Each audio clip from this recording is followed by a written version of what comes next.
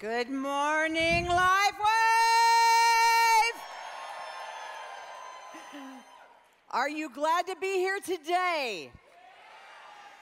We are glad you're here today. We are very, very glad. I want to echo what Ryan Barson said just now. We understand there are a lot of other places in the world that you could have chosen to be today, and yet you have graced us with your time and your attention for the next 2 days. And for that, we are extremely thankful, and we are humble in front of you. And we have had the gift of your time in our hearts as we put together this conference, this convention, heart to connect with you, because we want to make sure that you are felt valued and that you are felt appreciated. And that is from the heart, from all of us at Lifewave. So I have a question for you to get started this morning. How many of you got a know before you go email? How many of you read your know before you go email? It's a better question, right? And it told you what to bring. And it told you probably something about what to wear. And it may have even talked to you about the weather. But do you know why we sent that to you? Any ideas? To be prepared. There it was. Okay, to be prepared and to save you time. Because the reality is planning saves time. And we wanted to make sure that when you came to this event, that you would be able to be grounded and centered and focus on what's about to happen, what's about to be unveiled over the next 48 hours. But there was one thing that was not in the know before you go. One question that was not asked in the know before you go.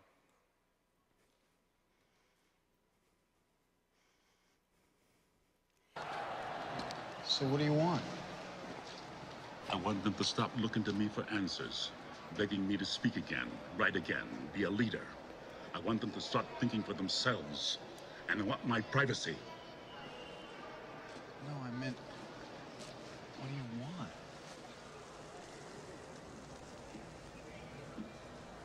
Oh. Dog and a beer. Two. $7. So, I never get tired of that movie. I don't even know how many times I've watched it. I don't. But the reality is what do you want? What is it that you came here in your mind expecting to get from this conference? What was it, that one thing that was in your mind? And if you haven't thought about it, please think about it now. If you're taking notes, write it down now. What do you want? Are you looking to build your belief in the company, in the vision of our founder and CEO, David Schmidt? Are you looking to build your belief in the products, how to talk about them, how to use them, the compensation, the rewards? Or are you just looking to build your belief in yourself? And you know, all of the exit interviews that I've seen through the last 30 years of my amazing career, do you realize the number one belief that people want to build when they come to these conferences is belief in self? Can I do this? Is it worth it? And so when we designed this conference, we talked to David at length and wanted to know from him, what is your vision for this conference? So when we talked in the spring, it was, what would you like us to bring to the table as a design team, as a strategic team putting together this next very precious couple of days? And he wanted to make sure that there was a good amount of motivation, a lot of product education, that we had a chance to come together as a community, and that we had a chance to be inspired. And then finally, of course, to celebrate you. To celebrate you, because the reason that this strategic approach to event is so important is because we want to leave you in a mindset, in a place centered that you walk out those doors and go back to your lives and your families and your teams, ready to really take the vision and the mission of Lifewave forward into your worlds, into your communities, and make the difference. Because until you take ownership of the story, the long-term vision for LifeWave will never come to fruition, because it needs to be so powerful. You need to be so committed that when you see the dreams in your mind of what you want to accomplish and the lives that you want to change, you need to be empowered. You need to be empowered. And so that's the purpose. That's what we're all about. Now, I'm here as your president to talk to you about a word that means a lot to us at LifeWave. Continuous improvement is tied to it, but it's about innovation. Now, sometimes when you say the word innovation, people automatically start thinking about technology. Automatically, their mind goes there. But the reality is that for a company, innovation means a lot more than that. Innovation is simply about looking at a problem, looking at whether it's a process that you have, whether it's a way that you approach research and development, whether it is technology, with a different way of looking at it out of the box. So again, technology, development, business practices, internal processes. It's a way of looking at it differently and saying, how can I create a different solution that will be better and more efficient and more effective? And for you sitting out there, the CEOs of your own businesses, because each of you is a CEO of your own business, what you put into it is up to you. That's up to you. But as far as innovation goes, you have a different set of innovation that you can put forth into your business. And it has to do with your ideas, how you build, how you change, how you educate your people, how you empower your teams, and of course, how you present the business. This is up to you about thinking about it. And so for the next 2 days, as you're hearing all of this information, be thinking about that innovation piece and say, what is it that I can do when I get back? Because again, this is about you, empowering you. And there's some things that we know about organizations. And when I say organizations, I don't mean the company, I mean us as a community, us as an organization. And we need to be courageous, because the sad stories, and we've heard them all. I mean, how many times have you heard the stories of people who are not willing to innovate and change their business approaches? Sad stories, horrifying stories of missed opportunities. Companies who now are obsolete, even though they were once thriving. Polaroid, no, we don't need to worry about digital. Blockbuster, don't want to pick up Netflix for a few $1 million, because people love coming to the video store and buying the big clunky video cassettes. They love it, absolutely. So we're not gonna pick that up. And Atari, because everybody said back then, no, people don't want to play with other people, video games online or anything like that. They want to play by themselves, all alone. So over and over we see it, because they would not be courageous. And for us, in direct selling right now, we need to be courageous, because things are changing. The opportunities in direct selling have never been greater. For a business model, for a relationship, B2B, belly-to-belly business model that started well over 100 years ago, it is evolving and it is changing faster than it ever has before.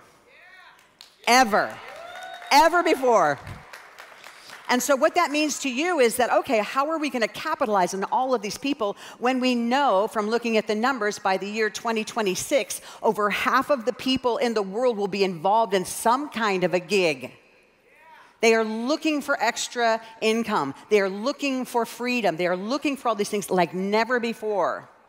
And don't think that the competitors, our competitors, Amazon, Etsy, the people that are starting affiliate programs, don't think that they're not noticing. That's why they're knocking. That's now why they're developing it. But we cannot let them come into our space, direct selling space, because we are the original gig. We are the original affiliate, and we are the original influencers when it comes to people. That is who we are. It's in our DNA as direct sellers.